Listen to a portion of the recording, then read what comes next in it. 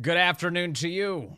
It's 3:06 now. News Talk 105.9 WMAL, where we're making sense of the news. Coming up on the program, Jonathan Fahey joins us, a former federal prosecutor and a former acting ICE director under President Trump. We'll talk about the horrific murder of Laken Riley, who was jogging, University of Georgia nursing student, killed by an illegal immigrant. We'll get into the details there with Jonathan Fahey. That's ahead. Carl Szabo is with us at 4:30 to react to today's oral arguments over internet censorship, as the big social media companies have been very much meddling in the national conversation. Carl Szabo represents Net Choice, and then we'll have John Schweppe immediately after that from the American Principles Project. We'll have a bit of a back and forth. We'll hear from both men on the issues at stake here and how the Supreme Court should move forward. Kurt Schlichter is here at 5 o'clock from Town Hall. We'll talk to him about the changes going on at the RNC. Ronna McDaniel announcing today that she is prepared to leave. Breaking news this morning. She's announced that exit date of March 8th. That'll be the end for her, just ahead of Super Tuesday. You can join us at 888-630-9625, 888-630-WMAL. A big thank you to the whole WMAL team that helped us set up and conduct the remote broadcast that we had at the Gaylord in National Harbor, Maryland on Thursday and Friday of last week for CPAC. Boy, that was a great event, and so many great Patriots showing up. Everyone stopping by to say hello. So many wonderful WMAL listeners. I just had a blast. It was so nice to see all of you, and thank you for stopping by and saying hello and reminding us that there is a big patriotic audience out there. We're so grateful for that. It was so cool to see so many dear friends and people I hadn't seen in a while there. It's a gathering of conservatives is fun. That's a nice thing, a really nice thing. And then I finally got a chance to watch Donald Trump's speech this morning at CPAC. I didn't see it on Saturday. I wasn't at the event Saturday, but I did get a chance to watch it this morning. And man, is it just me, or are you sensing that Trump's headspace seems really good right now? Do you feel like that? By the way, the number today, 888-630-9625, 888-630-WMAL. I do feel like he's in kind of a 2016 space right now. I didn't get the same feeling in 2020. I felt like 2020 was heavy, wasn't it? It was a heavy election, and of course, we had the COVID stuff was going on. That was just causing so much pandemonium and chaos. The government making it so much worse all across the country.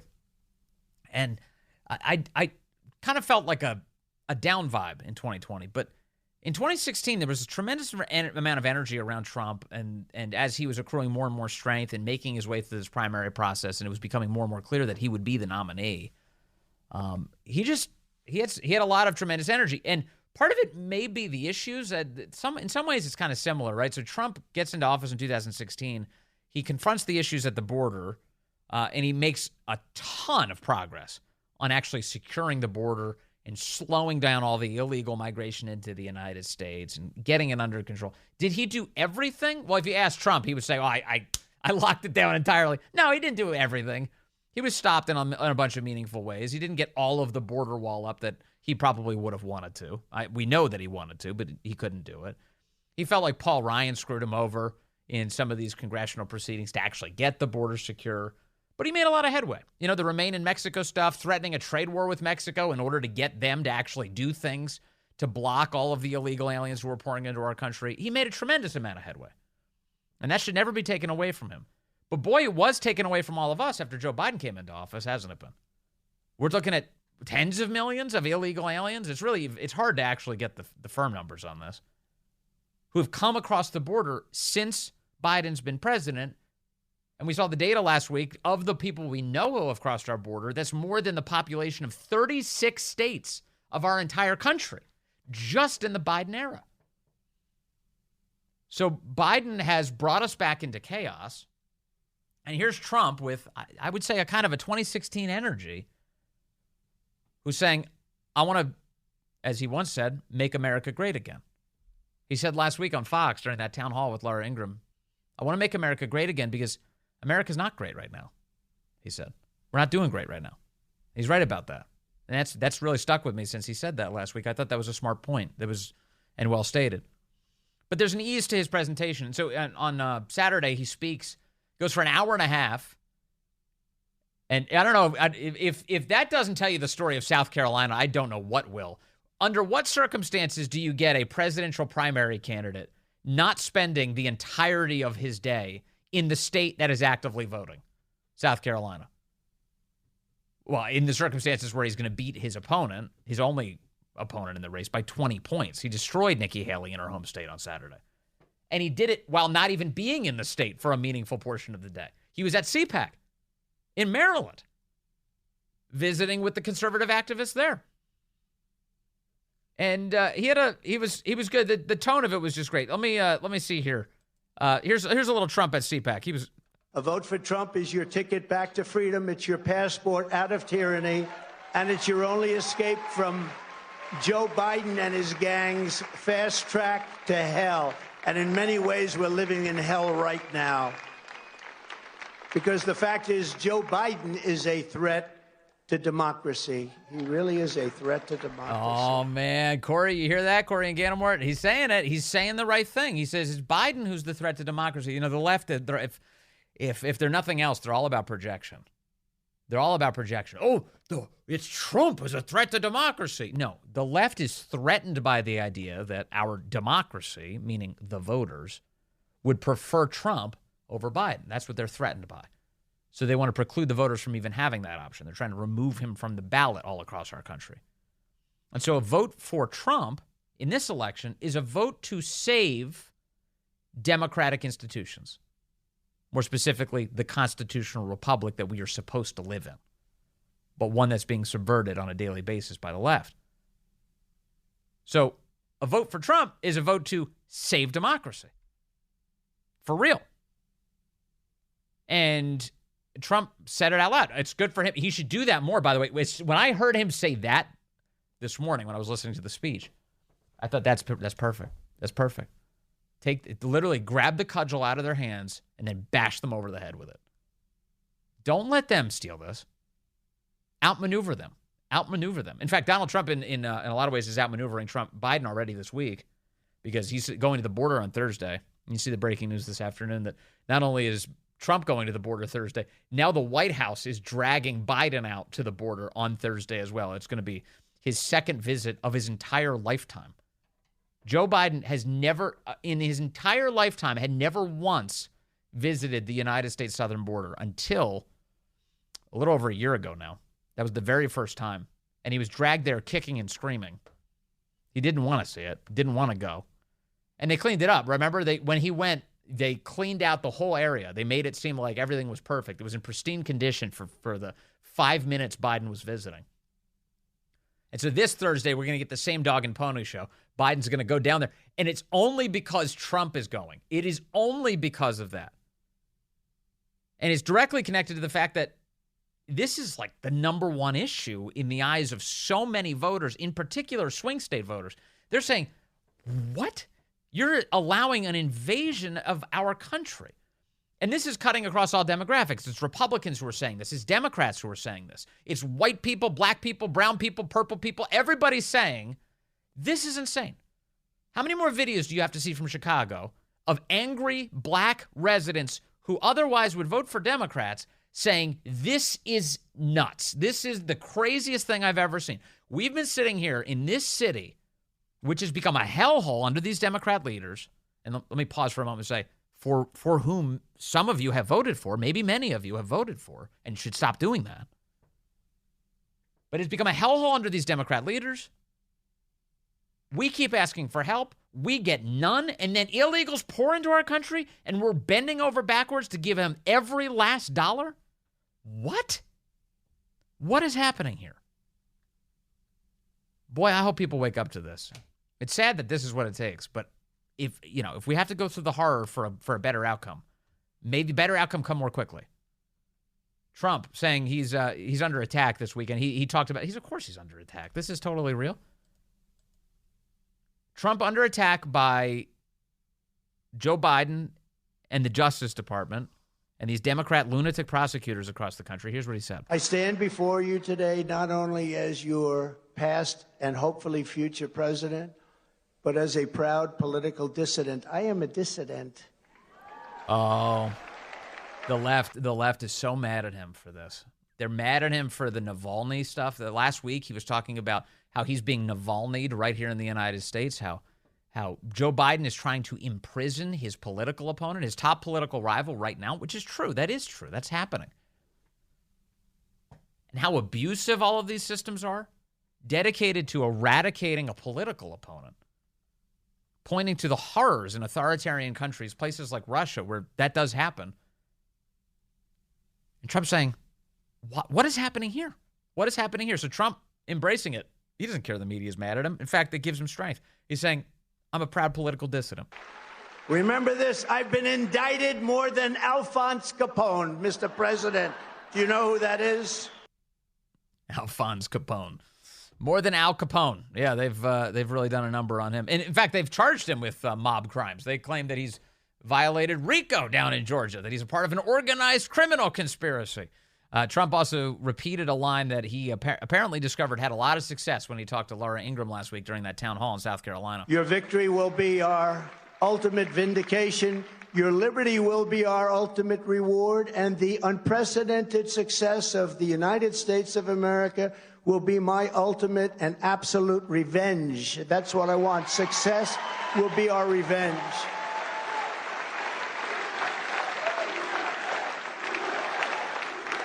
You know, he said this last week. Have you noticed much media coverage of that phrase? Success will be my revenge. Have you noticed that at all? I haven't seen any. Have you seen any, Corey? I haven't seen any. Like, I've seen, obviously, conservative media, but the corporate press has not been covering that with any intensity, if at all. Success will be my revenge.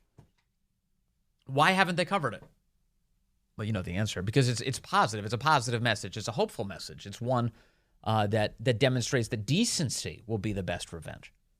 That a restoration of fairness will be his best revenge. That success for the economy and securing the border will be his best revenge. Turning back the evils that have been brought upon our country will be his best revenge. That's a positive message. They don't want to touch that with a 10-foot pole. They don't want to cover it like that. Because that success that suggests that there's something redeeming about the guy. That there would be that, oh, look at him. He's actually being very decent. They're not covering any of this. By the way, the reason it came up in the first place was there was an older woman who was at the South Carolina town hall who asked Trump about all of this. She something along the lines of, like, I really like your policies, but I'm really worried about basically your behavior, the way how you act and what you're going to do with that power and what is it going to be like. And he said, revenge. I hear all this about revenge. He said, success is going to be my best revenge. It was a great answer. And my guess is that lady, if she was asking that question in good faith, was satisfied by it. It probably made her feel good. She had a good conversation with the guy, former president, perhaps future president, kicked the tires a little bit, said, it makes me uncomfortable when you do certain things. And he said, all I want to do is be successful. And that would be my best revenge. Great line. Great line. And a total winner, by the way. And you and I both know it instinctively, to the extent that there are especially female voters who waver on Trump. Lines like that play well. Lines like that play well. Because then you get, the kind of that college-educated, Trump-leaning Republican woman voter. She's like, okay, I'm in. I'm in for that.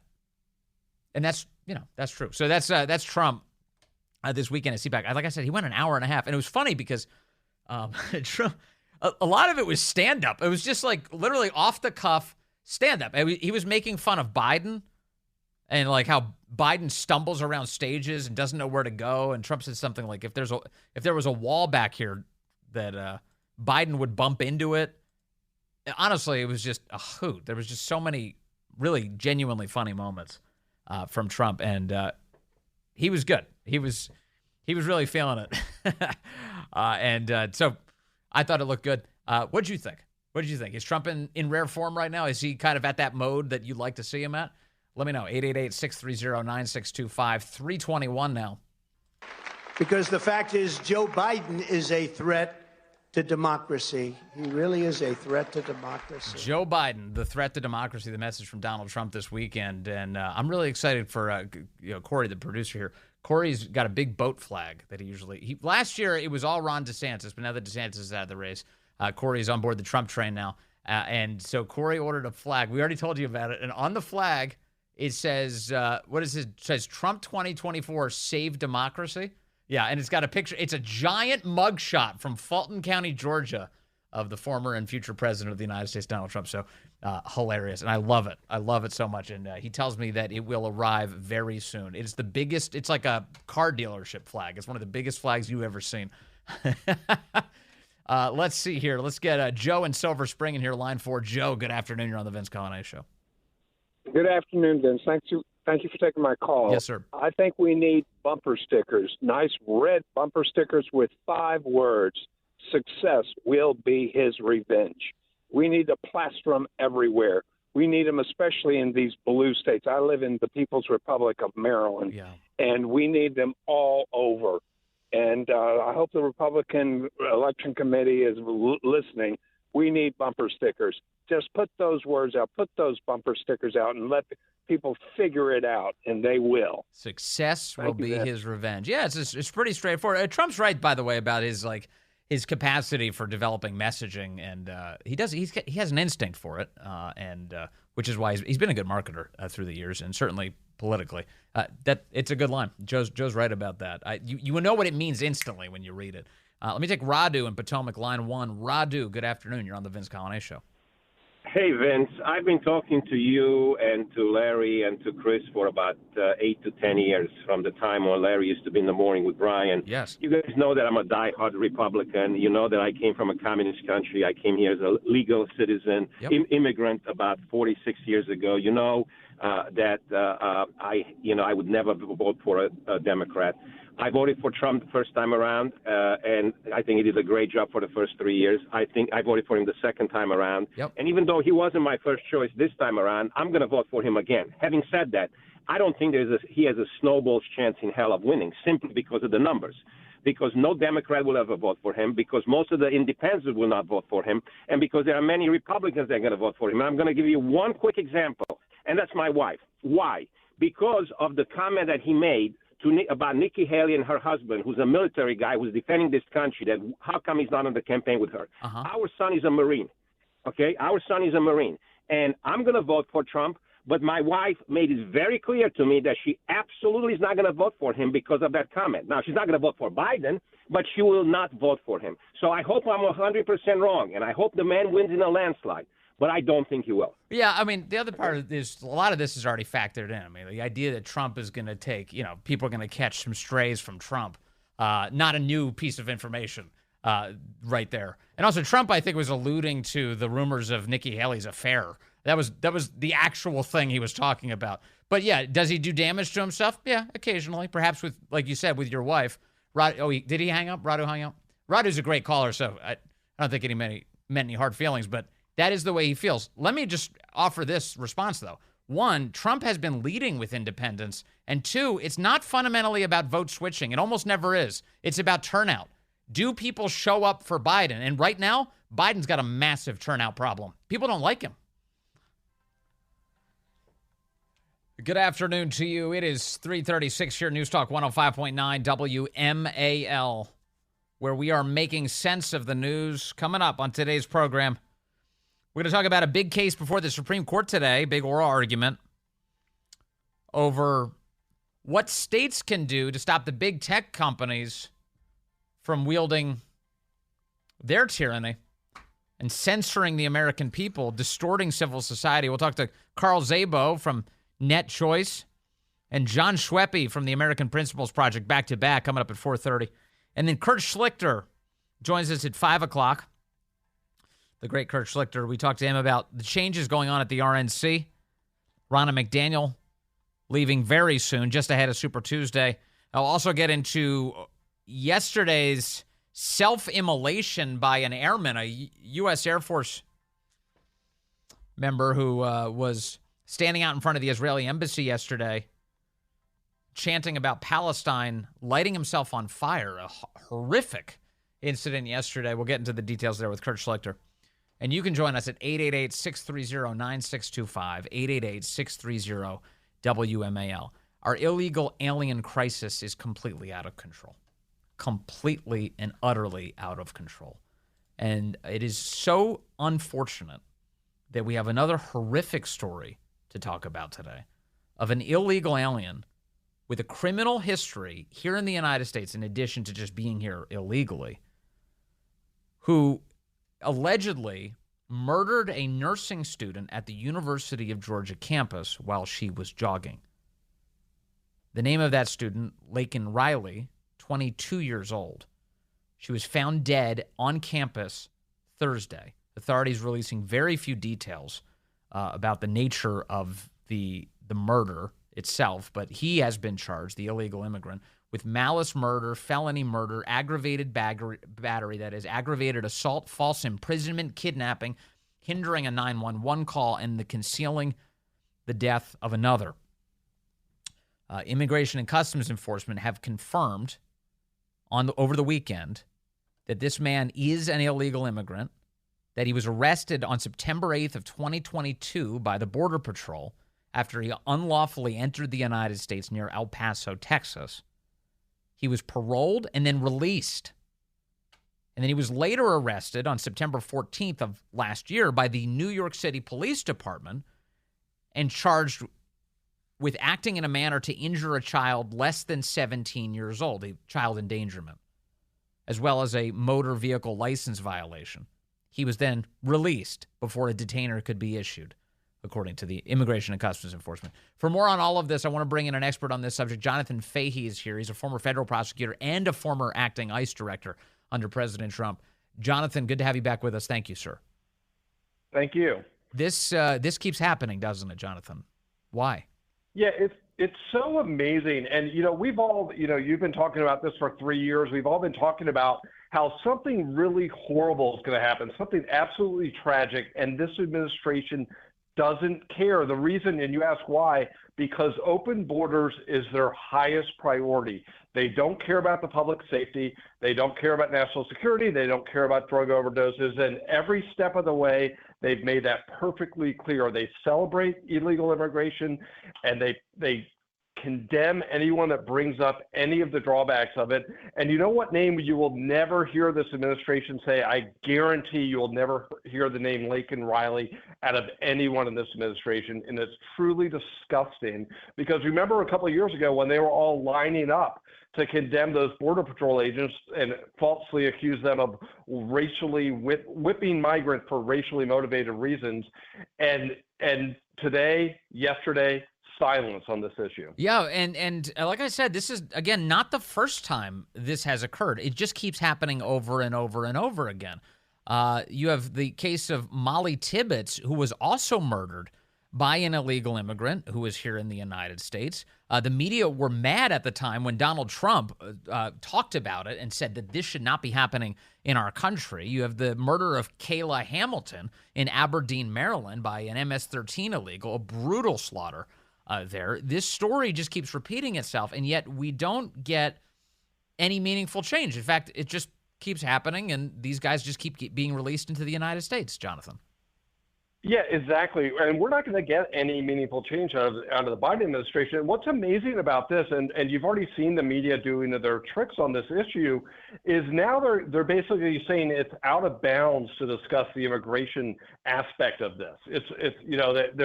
They'll go down to their trick of everyone's a racist or xenophobe or whatever, pointing out that this was 100% preventable and it's solely the responsibility of the Biden administration. But you've already seen this thing that, I don't know if the new euphemism these days is Athens resident for illegal alien, because he lived in Athens, Georgia, maybe 2 months, and he's now an Athens resident. But they do everything to obfuscate what's actually going on. It's all these euphemisms, constant lying, but it's all open borders for political reasons, and everyone knows why they're doing it. I used to hesitate when Trump would say enemy of the American people to refer to the corporate media.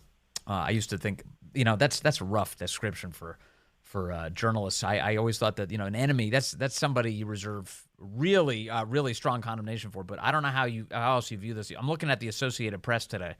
This is the one that's getting a lot of attention. The headline is, "The killing of a nursing student out for a run highlights the fears of solo female athletes." As if the story is that women sort of have to generically be afraid of going for a jog for fear that they'd be murdered. And in the piece, the AP refers to this as a random act of violence by a, quote, Athens, Georgia resident. And they quote a woman in the piece who says, quote, "It's unpreventable, I think, what happened to her."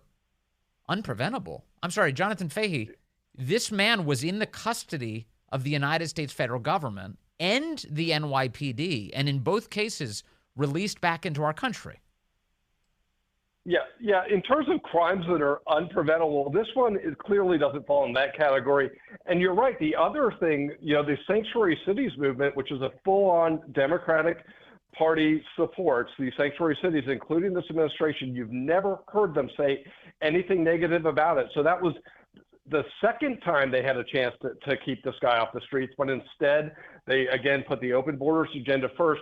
Yeah, the AP story and a lot of these stories, it's such an unbelievable joke. Like the solution to this problem, I guess, is teaching people not to run alone. That's the solution. Maybe the Biden administration will come out with the run with a partner initiative or something else, as opposed to dealing with this issue in a serious and forthright manner. But they can't, because they've been lying about it so long. There's nothing they say that is even remotely true. The reasons aren't true. The underlying causes aren't true. Everything they say, it's false, it's misleading. They talk in this euphemistic nonsense, which will always be the clue to the American people. When the side that's talking in euphemisms is wrong and they're trying to trick you into something bad. And that's all they do, is utter nonsense. And this should be another strike against Alejandro Mayorkas, who has done so many things worthy of impeachment. But this is, again, solely the result of him pushing illegal policies on the American people that people don't want and certainly didn't vote for. I mentioned Molly Tibbetts. She too was murdered by an illegal immigrant while she was out jogging. And that AP covers that I mentioned, just listen to these two sentences. I mean, they're in a piece that's unbelievable. These stand out. Riley's death has once again put the spotlight on the dangers that female runners face. Previously, the 2018 death of University of Iowa student Molly Tibbetts while out jogging prompted an outpouring from other women who shared their tales of being harassed and followed.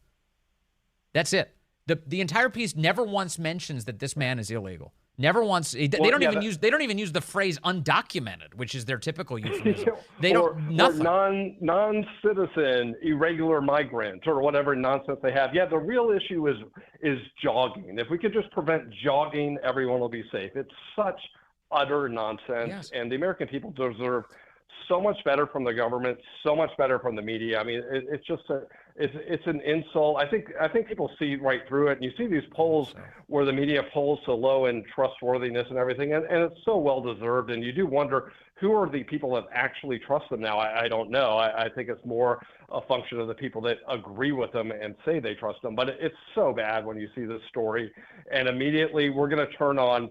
The people that mention it are now going to be the bad guys. We're going to be the bad guys for bringing it up. We're going to be the bad guys for bringing up the immigration status, and that's what's really out of bounds. Not the murder. Go ahead, call me the bad guy. I don't care. I mean, I'm at this point. Exactly. Like, just go for it. Just give this story the attention it deserves, because boy, does it deserve attention. I mean, what's happening here? And one of the things the left likes to say, Jonathan Fahey, is, well, Americans commit crimes too, and how come you're not as concerned about that?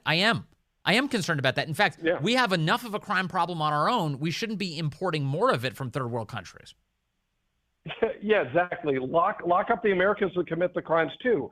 We're all for that as well. But again, that's the game. And they also play the fun game when they say, well, we can't arrest people here for being here illegally because as victims of crime, they won't report crime. So they, on one hand, say illegal aliens are victims of crime that's higher level, but it's unreported. But then again, they're not committing crimes at the same rate. It's like, which one is true? Because are there a bunch of unreported crimes involving illegal aliens or not? But again, the real issue is we had a dangerous person that had no right to be here. We let him in for political reasons. We let him out again for political reasons in New York, and he murdered a young woman in Georgia. her life's over. Her family's life's ruined. Her family's life is ruined for all intents and purposes, and the community down there will suffer for a long time because of it. Okay, let me ask you a question related to your prior work as the former acting ICE director, and I'm guessing you're still dialed in with that world. It's got to be weird to be an ICE agent, actually maddening to be an ICE agent under Joe Biden, because the point is you're supposed to be getting illegal foreign nationals out of our country. That's your job. And the Biden administration is working like crazy to prevent you from doing that. And Democrats across the country, for that matter, these sanctuary cities where Immigration and Customs Enforcement is still sending detainer requests. Please keep this person. Please hold on to them. We'd like to take them into custody. And you've got these Democrat cities like New York and Chicago saying, no, up yours. We're not going to do that. We're not going to share information with you. We're going to smuggle people out the back of courtrooms. We're going to hide them from you so you cannot take them into custody. It's got to feel like these ICE agents can't even do their job, whether it's from their federal boss or these cities that refuse to work with them. Yeah, it's so unfair because these are people that take the same oath that Alejandro Mayorkas took, but they take it seriously. And to have your boss just basically take this oath, enforce the law, and just flout the law, and not only that, but does everything he can to undermine their mission. You know, I mentioned earlier falsely accusing Border Patrol agents of whipping migrants, but all of these things are to undermine the agents, put them in greater danger, make it harder for them to do their job, and when they try to do their job, they punish them. And the morale is so unbelievably low, and it's wonderful that we have people that are even still willing to do it, but they've crushed their morale, but they don't care. They've treated them like the bad guys. I mean, they've put out so many false narratives about ICE agents. You know, they want to prevent them from making arrests in schools and churches and ICU units, like that somehow is happening. But they try to do that to demonize these agents, to delegitimize what they do. And again, the sanctuary city thing is the most amazing thing because when Biden's out there now pretending that he's into this issue, it's like, well, why don't you say something about sanctuary cities? Can you at least do that? Or can you at least agree to remove felons at this point? Because they don't even do that, as you know. It's like you have to be convicted of an aggravated felony plus have a bunch of other factors, and then maybe they'll deport you. And this administration's fine with that. Joe Biden campaigned on that, and they campaigned on nullifying the civil immigration law when every one of those Democratic candidates at the debate back in, either probably 2019, 2020, raised their hand saying, if you're here illegally, you get to stay. You will never be deported. Yeah. And in fact, that's what they've done. And they get every benefit that American citizens get. Plus they get free phones. Plus no one's even allowed to criticize them. It's quite a deal they've struck for them. And of course people are going to come. Finally, Jonathan Fahey, having been in the business of helping enforce the immigration laws of our country, Donald Trump as a candidate is now vowing to bring about the largest domestic deportation operation in American history. He said this weekend that his priorities are to seal the border and then to deport everyone who's here illegally. How feasible is this? What can be done? I think what's realistically that can be done, the border can be sealed. We know things like walls work from what's going on in Texas right now. So what really could be done feasibly is seal the border and start removing people here that have been convicted of crimes. Start removing the 1 million+ people that already have orders of removal. And that will immediately deter people from coming in because they know they're not getting to come in. They could also prosecute people that come through non-ports of entry for illegal entry, which is a misdemeanor. Keep them in jail, kick them out. Illegal reentry, if they've done it before, that's a felony, and kick them out. And the people will stop coming if they know the benefits stop and their risk of getting kicked out increases because they're paying $7,000 to $10,000 to get here. So if they think they're going to get turned around, they're not going to do it anymore. And I think things could turn around quite quickly. Obviously, we'll hear this, you can't deport everyone at once thing. So therefore what? You're just never supposed to try. But at least I think the American people should, all agree on, let's get rid of the criminals and let's get rid of the people that have already been ordered deported that this administration still thinks should get to stay. Yeah.